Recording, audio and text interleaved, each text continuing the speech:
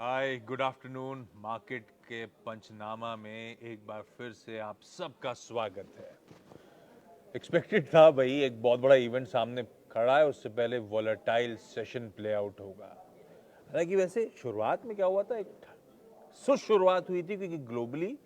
अच्छा, इस बीच आप लोग अपने सवाल भेजना शुरू कर दीजिएगा फेसबुक, यूट्यूब और ट्विटर पे, जहाँ जहाँ मैं तीनों खोल के बैठा हूँ। कुछ कुछ सवाल भी उस पर भी अपन बातचीत करेंगे, कुछ स्टॉक्स पे भी चर्चा कर लेंगे, लेकिन शुरुआत आज के थोड़े से मार्केट के मूड के साथ। तो शुरुआत इसीलिए हुई थी क्योंकि आज ग्लोबल हैंडओवर मिला जुला था। भाई, बड़े इवेंट से पहले दुनिया भर के बाजार थोड़े से कॉशियस थे, पर इंटरेस्टिंगली उस शुरुआती ठंडी शुरुआत के बाद हमने मोमेंटम पकड़ लिया एकदम से। ऐसा लगा बाजार एकदम डिसाइसिव मूव की तरफ बढ़ रहा है। नए रिकॉर्ड उच्चतम स्तर छू दिए 482 के। अब तक इतिहास में ये लेवल नहीं छुए थे। एक समय भारतीय बाजार 60-65 अंक मजबूती के साथ कामकाज कर रहा था और बहुत देर उन लेवल्स के आसपास कंसोलिडेट करा।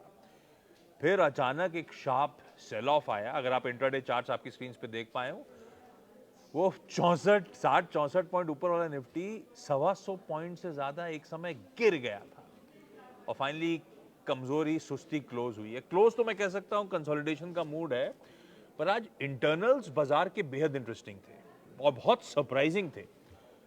भाई, ये तो सब मान के चल रहे थे कि आज बहुत ज्यादा पोजीशन कैरी नहीं करना है। एक बड़ा बाइनरी इवेंट खड़ा है हमारे सामने। बाइनरी इवेंट मतलब जब फेड की बैठक आएगी तो आर या पार होगा भारतीय ग्लोबल बाजारों के लिए, ग्लोबल इक्विटीज के लिए। तो इस तरह के बाइनरी इवेंट से पहले आप सिर्फ सट्टा कर रहे होते, आपको पता थोड़ा ना है फेड चेयर और उनके एफओएमसी मेंबर्स क्या फाइनली डिसाइड करेंगे ब्याज दरों पर। तो ब्लाइंड गेम से अच्छा होता है कि पोजीशंस बुक आउट कर लें। मेरे ख्याल से इसीलिए वो रिकॉर्ड हाई से आज अचानक 130-140 पॉइंट दबाव जो आया था, वो इसीलिए आया था कि लोग अपनी पोजीशंस उस इवेंट से पहले डंप कर रहे थे। और लॉजिकल भी है, ट्रेडिंग पोजीशंस तो एटलीस्ट डंप कर देनी थी। चैनल पे चर्चा भी लगातार हो रही थी, तो वो लॉजिकल था। पर इंटरेस्टिंग है, उसके परत नीचे देखिएगा। आज बैंक्स और फाइनेंशियल्स ने पूरी तरह से मोमेंटम को ड्राइव करा। कोई एचडीएफसी बैंक, कोई आईसीआईसीआई बैंक आज निफ्टी के टॉप कंट्रीब्यूटर्स थे। और उसके सामने आज एंटिसिपेटेड नहीं था, लेकिन आईटी की बहुत तगड़ी पिटाई हुई। कोई टीसीएस, कोई इन्फोसिस अच्छे खासे प्रेशर में कामकाज कर रहे थे। मैंने अभी स्क्रॉल में देखा था, टीसीएस रिलेटेड सवाल आ रहे हैं, आएंगे भी। आज निफ्टी का टॉप लूजर था, मैं उस पर अलग से बातचीत कर लूंगा जब मार्केट्स की बात हो जाएगी। हाँ, एक दिक्कत की बात ऑफ लेट ये बन रही है, ब्रॉडर मार्केट ज्यादा ठंडे पड़ रहे हैं। इंडेक्स तो मैनेज हो रहा है, कंसोलिडेट हो रहा है, आईटी पिट रहा है, तो कोई बैंक सपोर्ट के लिए थोड़ा आ रहे हैं, तो इंडेक्स को मैनेज कर ले रहे हैं। पर ब्रॉडर मार्केट्स कल भी 3:5 डिक्लाइंस के फेवर में था, आज भी 1:2 से ज्यादा डिटोरिएटेड था। यानी कि एक बढ़ रहा था तो दो से ज्यादा स्टॉक कमजोर थे, दबाव में थे। ये ब्रेथ कमजोर होना, ब्रॉडर मार्केट्स की पिटाई होना, ये दिक्कत की बात है हम और आप रिटेल के पोर्टफोलियोज के लिए। तो वो पॉकेट ठंडी पड़ी है। खैर, we have to start afresh कल सुबह, ये ध्यान रखिएगा। पोजीशंस जो अपन बातचीत कर रहे थे 25,400 के आसपास, वो टसल जोन 25,500 पे तगड़े कॉल राइटर्स बैठे हुए हैं और नीचे 25,200 25,300 के जोन्स पे पुट राइटर्स। उठा के देखिए आज का सेशन, इन्हीं जोन्स के बीच में पूरे दिन भर राइटर्स के जोन्स में कामकाज हुआ। और पिछले 3 दिनों से यही कहानी है। जब से थर्सडे को तगड़ा मूव आया था, उसके बाद से हम राइटर्स के जोन्स में सिमटे हुए नजर आ रहे हैं। अब आज व्यू देना मार्केट्स के लिए तो मुश्किल बात है, क्योंकि कल सारे समीकरण बदल जाएंगे। हु नोज, एक बड़ा गैप अप या हु नोज एक बड़ा गैप डाउन की तैयारी हो रही हो। तो जब होगी तब होगी। फेड की मीट के आउटकम प्रोबेबिलिटीज पे आऊंगा। पहले वो जो टीसीएस से सवाल उठाया गया था, मुझे लगता नहीं है पैनिक मोड में जाना चाहिए आज। हाँ, सरप्राइजिंग था मेरे लिए कि इस तरह की पिटाई, जबकि आज सुबह एक ब्रोकरेज रिपोर्ट तो बड़े उत्साहित आउटकम की बात कर रही थी कि यहां से अच्छी तेजी, अच्छा चाल देखने को मिलेगी मेरे ख्याल से। और वो बाद में रियलाइज किया कि इस तरह से स्ट्रीट ने ले लिया। एक्सेंचर एक आईटी कंपनी जिसका बहुत कुछ क्या आउटसोर्सिंग का मॉडल है, जैसे अपने इन्फोसिस, टीसीएस, लार्जली दिग्गज आईटी कंपनीज का है, बिल्कुल सिमिलर बिजनेस मॉडल में काम करती है। उसने अपनी वो जो प्रमोशन साइकिल है उसे डिले कर दिया था। तो बेसिकली वो कह रहे थे कि हम लोग पहले जो करते थे दिसंबर में, मतलब आने वाली थी इस साल के एंड में, हम जून से करेंगे। इसको बाजार ने ऐसा लिया कि ऐसा तो नहीं है कि अनसर्टेनिटी बढ़ रही है, ऐसा तो नहीं है एनवायरमेंट टाइटन हो रहा है, मैक्रो इकोनॉमी थोड़ी सी ठंडी पड़ रही है, इस बात का डर। असल में क्या हुआ, कई सारी और कंसल्टिंग कंपनीज ने अपनी स्टाफिंग को एडजस्ट किया है, तो इसको बता ने थोड़ा एक्सट्रापोलेट कर लिया था। हालांकि एक्सेंचर के रैशनल मुझे बुरे नहीं लगे, वो सही कह रहे थे कि हमारी जो साइकिल है हमें अलाइन करने की जरूरत है। जब क्लैरिटी आए, क्लाइंट क्लैरिटी, अब आप दिसंबर में हाइक ले रहे हो और जनवरी फरवरी में आपके पास क्लैरिटी नहीं है कि अगले साल की साइकिल रहेगी कैसी, सीएटीओस सीएफओस कितना खर्च करेंगे आईटी पे, कोई क्लैरिटी नहीं है अपने पास। तो वो बेसिकली कह रहे हैं हम रीअलाइन हमेशा के लिए कर रहे हैं, और इसीलिए कर रहे हैं कि हमारे पास जब क्लैरिटी आ जाएगी उस कैलेंडर ईयर की, उस फाइनेंशियल ईयर की, तब हम फिर प्रमोशंस देंगे या फिर एडजस्टमेंट्स प्ले आउट करेंगे, दरें बढ़ाएंगे, हाइक करेंगे, जो भी करना है। तो लॉजिकल था। थोड़ा सा क्या है, फ्रॉथ होगा, एक्सेंचर के खुद का स्टॉक ठंडा पड़ गया, तो और हमारे अभी बहाना बन गया एक बड़े इवेंट से पहले कि यार सब मूड मॉल ठंडा पड़ रहा है। हाँ, थोड़ा सा मैंने उस दिन भी जब आईटी की बात करी थी, मेरे ख्याल से इन्फोसिस की बात करी थी, तब मैंने कहा था एक बड़ा इवेंट है, उसकी रीड थ्रू देख लेंगे, उसके बाद आईटी पे फाइनल कॉल लेंगे। पर हैं बहुत बड़े कैश फ्लो जनरेटर्स, और वो रिपोर्ट 5,500 ऑड लेवल्स की शायद बात कर रही थी आज। ये उस तरह की कंपनीज हैं, उस तरह की कैश काउज हैं जो पोर्टफोलियो में रखनी चाहिए। आप डायरेक्टली स्टॉक्स में नहीं रह सकते हो, तो आप इनके ईटीएफ लो या इनके कोई आईटी सेंट्रिक म्यूचुअल फंड लो, वो आपकी मर्जी है। पर मुझे लगता है एसआईपीज अगर कुछ अच्छी पॉकेट्स हैं जिसमें आप थीमेटिकली प्ले करना चाहते हो, तो आईटी है, नो डाउट।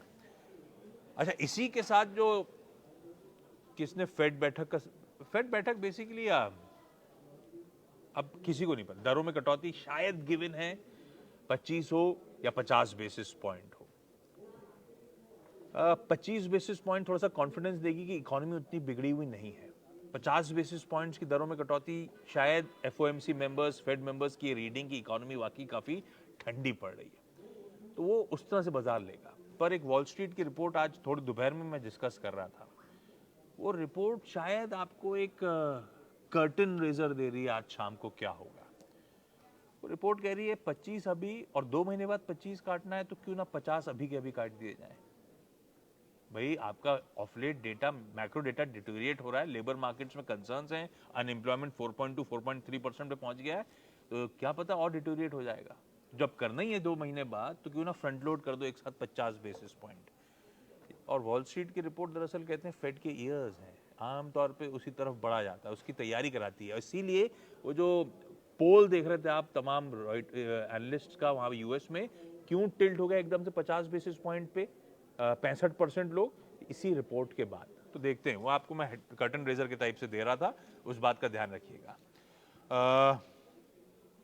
ओरेकल फाइनेंशियल्स, अभी मैंने कहा is it right time to buy, और ये सब जो सवाल हैं, ओरेकल एज अ पेरेंट बहुत अच्छा कर रही है, और ओरेकल फाइनेंशियल सर्विसेज जो भारत में कंपनी है, वो ऑलमोस्ट 50% अपने रेवेन्यू सिर्फ अपने पेरेंट ओरेकल लिंक से कमाती है। तो अगर पेरेंट अच्छा कर रहा है, ओरेकल फाइनेंशियल्स के लिए बहुत अच्छी खबर है, पर ये स्टॉक में लार्जली प्राइस्ड इन है, इसीलिए इस तरह से री रेट हो गया ये ओरेकल फाइनेंशियल्स का काउंटर। जब मैंने अब टीसीएस और अभी ब्याज दरों की बात करी है, थोड़ा सा आउटकम आने देते हैं उसके बाद। वैसे ये इसमें कोई शक नहीं है, बहुत लंबी कंसोलिडेशन के बाद निकला है, इसका पेरेंट बहुत अच्छा कर रहा है, उसका भरपूर फायदा स्टॉक इसीलिए रह के बाइंग भी दिखा रहा है। हैप्पीएस्ट माइंड हमने सर बिलाल फारूकी साहब कल ही बात करी है, तो अब मैं उस पर रिविजिट नहीं करना चाहूंगा, नहीं तो फिर क्या होगा, अपन आगे नहीं बढ़ पाएंगे, रिपीटेशन होगी। एक बार अब कल का प्लीज अगर हुआ तो वीडियो निकाल के देखिएगा, हैप्पीएस्ट माइंड पे अपन ने उसमें बहुत चर्चा करी थी। अच्छा, ऑफिस स्पेस सॉल्यूशंस, मेरा मानना है कि अच्छा, बाजार का कॉन्फिडेंस बढ़ा है ऑफिस स्पेस, ये मेरे ख्याल से हाल की लिस्टिंग थी, है ना, और बाजार का रह के कॉन्फिडेंस बढ़ रहा है इस कंपनी के साथ, क्योंकि इन्होंने FY25 की जो रेवेन्यू ग्रोथ की गाइडेंस, वो EBITDA की गाइडेंस, और इवन वो जो ऑपरेशनल कमिटमेंट्स किए थे कि हम इतनी सीट्स तक पहुंच जाएंगे, उस तरफ अग्रसर नजर आ रही है। तो इसीलिए ऑफिस पे लेकर स्ट्रीट थोड़ी सी बुलिश हो रही है, स्ट्रीट का थोड़ा सा भरोसा बढ़ता हुआ नजर आ रहा है। और एक हाल फिलहाल की रिपोर्ट ये हाईलाइट भी कर रही थी कि compounding story is on track, इसको लेकर इसीलिए वो बात हो रही थी। बढ़िया है, एसेट लाइट मॉडल है जिसके थ्रू एक्सपैंड करते हैं, और मेरे ख्याल से एक होल्ड का कॉल होगा। होल्ड का कॉल लार्जली इसलिए कह रहा हूँ, ये खैर आपके फाइनेंशियल एडवाइजर्स ज्यादा बेहतर बताएंगे आपको करना क्या है। IRCTC में क्या करें, यश खंडल कह रहे हैं, ये मैं इस समय आया हूँ इसमें यूट्यूब पे IRCTC for the time being hold है। थोड़ा सा रेलवेज और थोड़ा सा डिफेंस स्टॉक्स में जब अपन कल HAL की बात कर रहे हैं, थोड़ा सा फ्रॉथ तो बन ही गया है। वो फ्रॉथ एक कंसर्न है। आई एम श्योर जिस तरह की एड्रेसेबल अपॉर्चुनिटीज हैं, चाहे वो डिफेंस में चाहे रेलवेज में, ये स्टॉक्स में लोअर लेवल पे वापस बाइंग चैनलाइज होगी। लोअर लेवल की खरीद है तो मेरे ख्याल से होल्ड करना चाहिए फॉर द टाइम भी। डाबर इंडिया अच्छा है, मेरे हिसाब से बढ़िया FMCG कंपनी है, क्योंकि ये अपना जो टैम है, जिसे अपन कहते हैं ना, वो टेक्निकल जार्गन, जो टोटल एड्रेसेबल मार्केट है, उसे लगातार एक्सपैंड करने की कोशिश कर रहा है। प्रीमियमाइजेशन पे इस कंपनी का बढ़िया फोकस है, बढ़िया थ्रस्ट बना हुआ है। एक चीज आपने नोटिस करी होगी, FMCG में बीच में रह के बाइंग क्यों आई थी? क्योंकि रूरल से होप्स जागने लगी थी, रूरल से हालात सुधरने के इंडिकेशंस फाइनली आना शुरू हुए थे। इसके केस में भी वही हो रहा है, और इसके रूरल डिपेंडेंस बढ़िया है और रूरल अच्छा कर रहा है। कई रिपोर्ट्स ये तक हाईलाइट करती हैं कि शायद रूरल अब यहां से अर्बन को आउट परफॉर्म करता हुआ नजर आएगा। तो स्वीट स्पॉट में इसलिए FMCG कंपनीज, खास तौर पे जिनका रूरल थ्रस्ट है, और ये सब तब हो रहा है जब इसने ऑलरेडी कुछ प्राइस हाइक्स FY25 में ले रखी हैं। अच्छा, एक चीज और है, अब वो कितनी सही पड़ती है वो पता नहीं, ऐसे कहा जाता है, अभी तक तो सब बढ़िया पटरी पे चल रहा है। कहा यह जाता है कि जब बारिश बढ़िया पड़ती है ना, तो ठंड भी उतनी सॉलिड आती है। तो बारिश across the length and breadth of this country बढ़िया रही है इस बार, तो विंटर प्रोडक्ट्स की डिमांड वो बायंसी रखेगी इस स्टॉक में, ये ध्यान रखना। ये सब नेचुरल चीजें हैं, बाजार रीड थ्रू करेगा, इसलिए विंटर प्रोडक्ट्स की बायंसी फायदा देगी स्टॉक को। अच्छा, डाबर इंडिया के साथ एक और इंटरेस्टिंग बात है, अगर आपने पढ़ा ऑफ लेट, ये पहला दक्षिण भारत में, साउथ इंडिया में अपना मैन्युफैक्चरिंग यूनिट खड़ा कर रहे हैं, ऑपरेशनल करने जा रहे हैं। तो बहुत सारे टेलविंड्स हैं जो मैंने हाईलाइट करा है, जिसके चलते अब FMCG एज अ स्पेस, और स्पेसिफिकली क्योंकि डाबर में आपने सवाल उठाया था, मुझे लगता है एक बढ़िया होल्ड है, इसमें कोई दिक्कत नहीं है।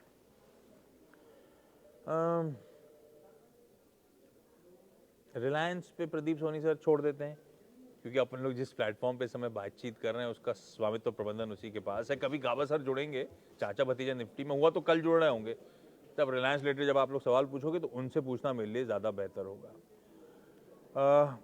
अच्छा, मैं बाकी प्लेटफॉर्म से भी जा रहा हूँ, सब पे एक एक करके सवाल ले रहा हूँ। ये यूरेका फोर्ब्स, यार यूरेका फोर्ब्स वैसे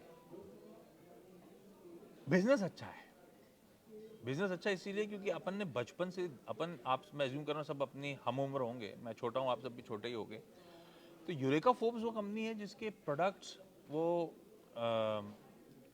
वाटर प्यूरिफायर्स, वो वैक्यूम क्लीनर्स, अपन किस जमाने से देख रहे हैं। आज भी ये कंपनी इस पॉकेट में टेक्नोलॉजिकली काफी एडवांस्ड है। Over a period of time इसने ब्यूटीफुली इनोवेशन पे फोकस करा है, तो बेसिकली है बढ़िया कंपनी, बहुत बढ़िया डिस्ट्रीब्यूशन रीच है इस कंपनी का। देश के तमाम पिन कोड पे, कहते हैं वो, अब कितने वित्ते याद नहीं मुझे, बहुत तमाम पिन कोड्स पे इस कंपनी की रीच पहुंची हुई है। इस तरह से पैर जमाए हुए आज से नहीं, दशकों से यूरेका फोर्ब्स ने इसमें। मेरे लिए एक, अच्छा, ई कॉमर्स बढ़ रहा है तो उसका फायदा मिल रहा है इस कंपनी को, इसके प्रोडक्ट्स काफी ई कॉमर्स के थ्रू बिकते भी हैं। मेरे लिए एक इशू है, यूरेका फोर्ब्स जिस वैल्यूएशन पे बैठा है, वो कई सारी ब्रोकरेजेस इस बात को हाईलाइट करती हैं, जैसे उन्होंने जो फैक्टर इन कर रखा था कि इसका पी मल्टीपल क्या होगा, ये उसी मल्टीपल्स पे आके खड़ी हुई है। तो वैल्यूएशंस के लिहाज से, मल्टीपल्स के लिहाज से अब वो कंफर्ट नहीं है स्टॉक में। ये अलग बात है कि इस कंपनी के, जो अपन ने टेलविंड्स की बात करी, जो अच्छा बिजनेस है, तो अगर वो EPS इंप्रूव होगा तो इवेंचुअली वो पर्कुलेट होगा स्टॉक में। अदरवाइज मल्टीपल्स के लिहाज से रीजनेबली प्राइस नजर आता है, इसीलिए फ्रेश एंट्री वाला मामला तो नहीं कह सकता मैं, लेकिन बिजनेस अच्छा, वैल्यूएशन जस्ट, तो होल्ड करने का मामला जरूर हो सकता है। बजाज फाइनेंस, आज किसी बात पे चर्चा में, आज सुबह अगर हमने देखा होगा तो हम लोगों ने सुबह सीधा सौदा में शायद बजाज फाइनेंस की चर्चा भी करी थी। वो थोड़ा सा लॉजिकल था, बजाज फाइनेंस का आज चलना या आने वाले दिनों में चलना। एक तो वैल्यूएशन का कंफर्ट इसी की सब्सिडरी को देखकर, कल अपन लोग बजाज फाइनेंस की चर्चा, हाउसिंग फाइनेंस की चर्चा कर रहे थे। वीजा भी बजाज फाइनेंस के कंफर्ट देखिए, ये अभी भी अपने रिकॉर्ड हाइज से off record highs off highs trade कर रहा है, ऐसा कह लीजिए। सुबह जब बातचीत हो रही थी तो कई लोग कह रहे हैं बजाज हाउसिंग फाइनेंस का चलने से फायदा होगा, वो उस पर बहुत ज्यादा दाव नहीं लगाना चाहिए, क्योंकि होल्डिंग कंपनी डिस्काउंट आ गया है, तो होल्डको का डिस्काउंट जो है वो सारा फायदा विलुप्त हो जाता है। पर ये अच्छी बात है कि एक रेगुलेटरी जो रिक्वायरमेंट थी सब्सिडरी को लिस्ट कराने की मैंडेटरीली, वो ब्यूटीफुली इसने पार लगा लिया। तो वो एक की ओवरहैंग छट गया है, वैल्यूएशंस का सब्सिडी के सामने कंफर्ट मिलता है। कई सारे रीजंस हैं, जो बजाज फाइनेंस इसी ग्रुप में उतरना था तो आपको वैल्यूएशन का बहुत बढ़िया कम, बजाज फिनसर्व में क्या होता है और होल्डिंग अपनी डिस्काउंट लग जाता है, तो बजाज फाइनेंस एक वायबल अल्टरनेटिव था। वैसे आज कहना गलत है, आज तो बैंक्स और फाइनेंशियल का वैसे ही दिन था, तो सब बहती गंगा में चल रहे थे। श्रीराम फाइनेंस तो 4-4.5% तक चल गया था, तो सब चले, पर वो कंफर्ट भी था शायद इस पॉकेट स्टॉक के साथ। चलिए काम करा जाए, अब इस नोट पर समेटा जाए इसके डिस्कशन को। कल फिर इसी समय 3:30 बजे के आसपास आप लोगों से मुलाकात होगी, तब बाकी के स्टॉक्स पे चर्चा। और कल 11:30 बजे प्रकाश गाबा सर तो वैसे ही जुड़ने वाले हैं। कल थर्सडे है, चाचा भतीजा और निफ्टी का दिन है, तो कई सारे कैश के स्टॉक्स, इलिक्विड स्टॉक्स या कई सारे ये रिलायंस रिलेटेड जिन पे हम लोग चर्चा नहीं कर पाते, ये सारी क्वेरीज मैं कोशिश करूंगा जब आप लोग उठाओगे 11:30 बजे गाबा सर के साथ, तो वहाँ पे इन क्वेरीज को रिजॉल्व कर देंगे। चलिए।